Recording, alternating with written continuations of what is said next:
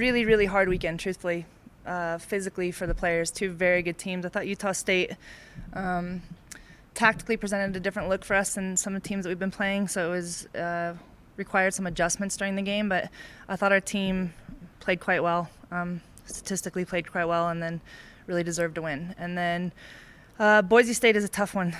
They're always good. They're athletic and big and strong, and I don't think anyone, either coach, either player from any team, thought that was a pretty game. It was just kind of a Sunday gritty game, but that's, if you want to do well in the conference, you have to win on Sundays, and I think for our team to find a way to do it is yeah, I'm proud of them. So another huge weekend. Nevada on the road is a tough one, and this road trip requires a flight in between, so not only do you play Friday, Sunday, but you have to travel on Saturday.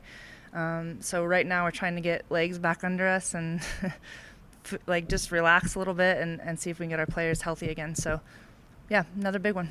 It was a gritty goal on Sunday. Can you take us through that play? And yeah, that was an indicative of what that game was like. It was going to take a play like that to win that game. Yeah, I think that's exactly it. It was going to take somebody with a little extra effort, because you could see both teams were, I mean, the game just went like this. Like, it was like some people attacking, some people defending for both teams. There was really no rhythm to it. So it requires someone like Mesa, who is always going to play that hard, to, get the extra effort in, and then if it falls to Jaden's feet, she'll put it away. So big goal, big game. I mean, we got lucky a few times off the post. I think they got lucky a few times off the post, but you never won't take a win, It's certainly not soccer that we're really proud of, but a win that we're proud of. Those two wins in particular, how big are those for your program, in the conference? Those are two big wins. How much does that help you moving forward?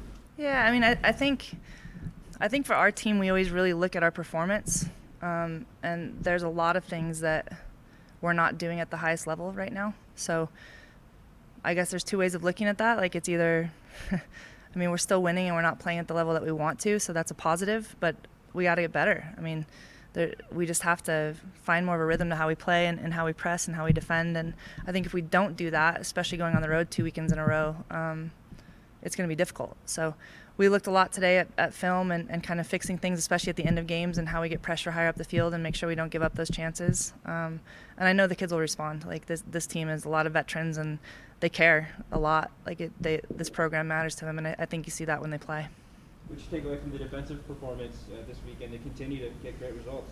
Yeah, I mean, I think you look at Carly and Maya and Emily and, like, our entire back four, and they just don't stop. Like, they're just these players that, like, that's hard to go, full overtime in really soggy, wet conditions on Friday night against a good team. And then I think some of those kids played every single minute of those games. And then to do that again Sunday in the heat, that's hard. So it doesn't come from physical performance. It comes from mental performance and heart. And you would never question that with those players. So you talk about the health. Is anyone dinged up, or is it just kind of really just relaxing, getting some rest?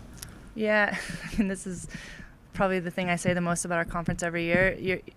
If you play a soccer game, so it's a full max load on your body.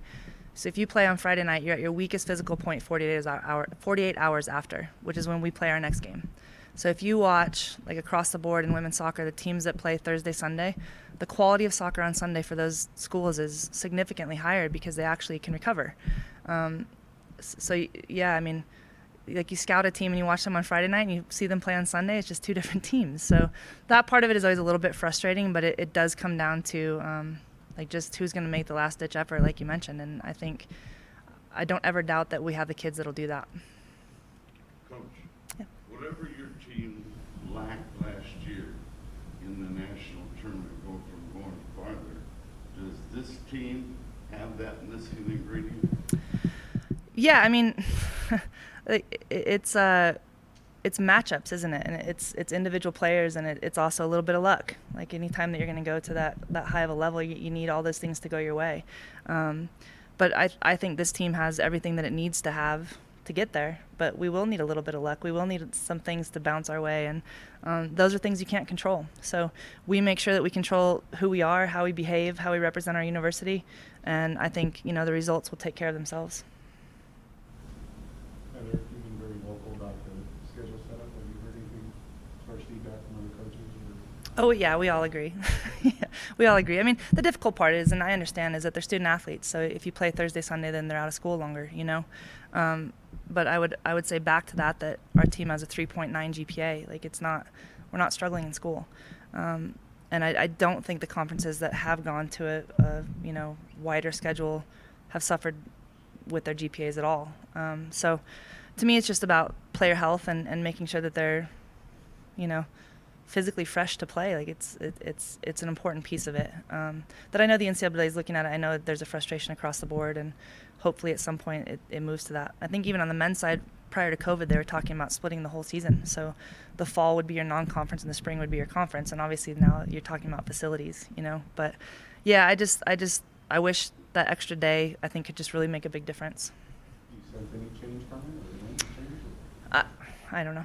Yeah, I don't know. I mean, I think all those things were high on priority list before COVID, and now it's just make sure we can get on the field and everybody's healthy. So I don't know. Yeah. How did the two, I'm asking a question, sorry, but the next 2 weeks are Thursday. Mm-hmm. If football has a game on Friday night, you can play on Thursday. Oh. Yeah, and anyone in the conference can. So we lucked out a little bit. I'm just curious, up to this point in the season, what's the thing that you're most proud of your team about, I guess? Was there something that's really standing out to you? Who they are off the field. Yeah, that's an easy one for me. Like, I mean, don't get me wrong, winning is fun, and every day you get to, this is my job. Like, it's pretty cool. I don't ever take that for granted. But these young women, like, they're incredible people. They're just great human beings, and they're going to be people that go into society and make it better. And to be a part of that is something I'm super proud of.